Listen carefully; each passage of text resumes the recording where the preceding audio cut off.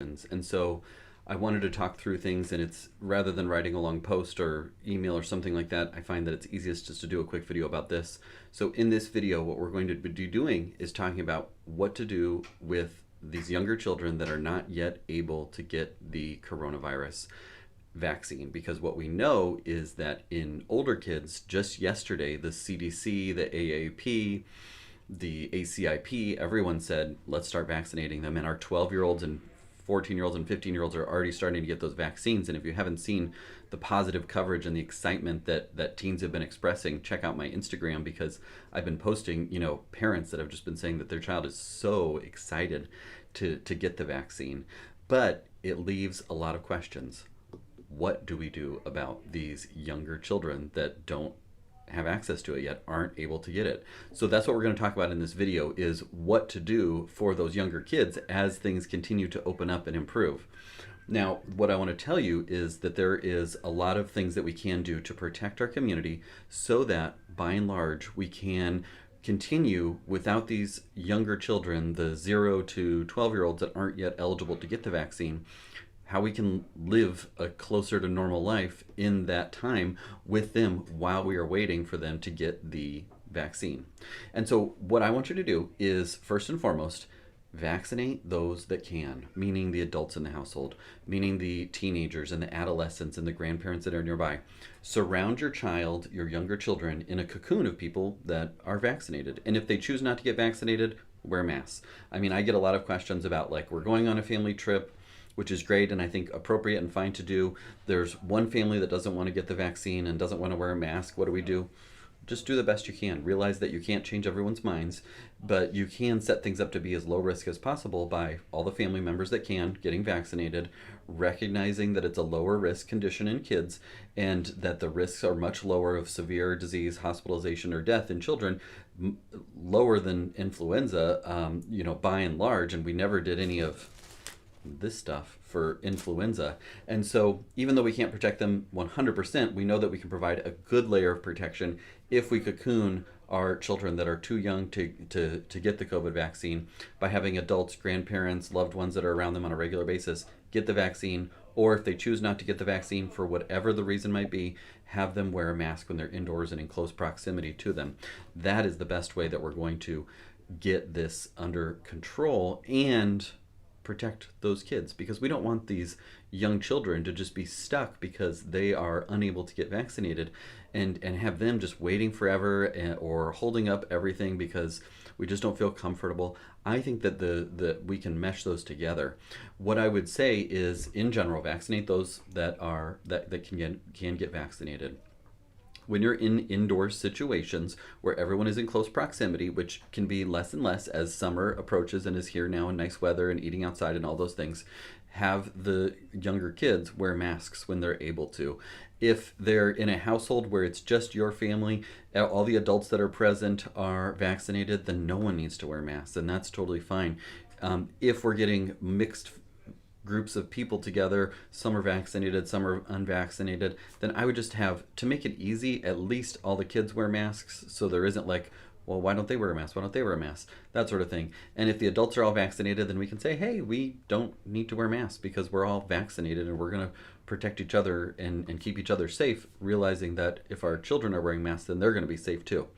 I think that we're going to just be in this kind of limbo place where we see that it's going to be a while still before children get the vaccine. And what I've talked about in other videos is that it's going to take a while, because what we know is that those efficacy studies are going to be really hard, if not impossible, to do in this age group, because the disease burden is so low. The disease hospitalizations and all of those things are so low that it's going to be really hard to say. It would take a huge sample size, a long time, to say this vaccine prevented all these infections in kids, because we just don't see the same infection rates in kids and we don't see the same illness rates. There's a lot more asymptomatic disease that we're not catching in this age group. What we know is if we can vaccinate those that are at risk and vaccinate those that are able, then the disease burden in the community is going to continue to drop. So those measures are what's going to keep our younger kids safe by and large at this moment. Vaccinate everyone that can, mask indoors, and remember that kids are at really low risk. I think it's fine to do outside activities without masks with kids unless they're mosh pitting or something like that, or outdoor wrestling or something where they're like face to face for a prolonged period of time. And I'm not just talking like, throwing the football around or playing tennis or swimming or those things where there's some distance between them. If they're face to face, super close, spitting in each other's face, really the only thing that I could think of would be like outdoor wrestling or something along those lines where they're in super close contact like that. Then have them wear a mask. If they're just doing casual stuff with friends on the playground, in the backyard, playing sports, running past each other, the risk is so astronomically low that I feel completely comfortable saying that if your child is at low risk for severe disease, which is 99 point something percent of kids, they're at low risk for severe disease. And if the people around are vaccinated, so we're not going to have Timmy, who's 5, pick it up from a friend and then spread it to grandma who lives with us that's unvaccinated. If those aren't the scenarios that are going on, then I think it's fine to just let the kids play outdoors unmasked with each other and return to that sense of normal, assuming that the disease continues to be low in the communities. There will be spread. We're going to tolerate that because we tolerated influenza for centuries without masks, and we tolerated that and felt that that was safe and comfortable and worth the social trade-offs of the risk of influenza or other respiratory, GI, all sorts of illnesses, with the importance of social contact, play, being outdoors, being with other people. Those things are important. And so that's what I want you to focus on as you're trying to think through, how do we live in this place where there's some people that are vaccinated and some people that are not vaccinated. Now, again, what else? Younger children are, again, at low risk for severe disease. We know it's going to be a while for them. We do not have to sit and wait until our 2-year-olds can get vaccinated before we can return to outdoor play groups and seeing other people and being together with other families, because that is just going to take a really long time to be at that place where we can say that that's okay. We can return to a very close to normal before that time. Another thing to keep in mind is that we are only 15 months into this pandemic. I know it feels like it's been years and years and years, but the chance that we have these vaccines so quickly is just astronomically low. And so having patience and gratitude about that is important, I think, as we go forward and realize that we're going to get really close to normal without vaccinating this younger age group. And I don't know when the 10-year-olds, I don't know when the 5-year-olds, I don't know when the 2-year-olds are going to get vaccinated. And that's okay. I can have patience and I can have gratitude for the progress that we've made, realize that we can get very close to normal in all aspects of life without vaccine for this age group. And then I think the last thing that I talk about often is worldwide inequities, because there is a lot of severe disease around the globe right now. And I think we have these young, healthy kids that are at very low risk and that are able to do the things that they're able to do. And we're going to have schools back in session this coming school year. I mean, there's going to be enough that's going to be the new normal, is back to school and everything like that.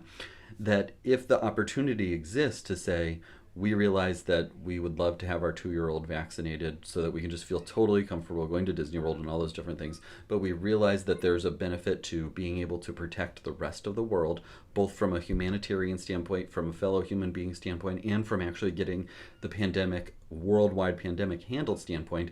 We're going to prioritize those that are at high risk for death, disability, or not having the resources that we have in our industrialized nation. We're going to give those vaccines. We're going to prioritize those people that are at high risk. Well, I think that's important, and I think that's worth considering when we're looking at the big picture of getting over this pandemic. Yes, it will be nice when your 2-year-old can get vaccinated, assuming it's safe and effective and all those different things. Yes, it will be nice when your 5-year-old can go, and not have to wear a mask all the time and everything like that. But we should still think about the rest of the world as we're going through all of this, and think about those around the world that don't have access to the same healthcare as us, that are in significant harm's way at this very moment, and take that into consideration, and at least have patience and model gratitude that we have this opportunity. Hopefully that makes sense. Hopefully that's been helpful. Hopefully that has helped you to feel like, okay, I do know a little bit better about how to handle things with my young child. What can we do? What can't we do? What is the return to normal? If you're not sure, go outside. Play outside. Play outside. That will solve all the problems. We'll get to winter. We'll have new information. We'll have new guidance. We may have vaccines available for younger groups by then. But just be outside. Be unmasked. Be around the people that you want to be around. Keep it low risk. Do the best you can. Hopefully that's been helpful. Hopefully that kind of is somewhere in the middle of, the extreme return to normal, cough in each other's faces, and batten down the hatches, stay inside, stay away from everyone else. There is a reasonable middle ground that is pragmatic and based on the science, based on the evidence, and based on our historical precedents of how we've dealt with infections before COVID, and also based on the science and what exists today. Hopefully that's helped. Maybe this has helped, maybe it hasn't. Comment below, share it if you feel like it's useful information. Keep up the good work.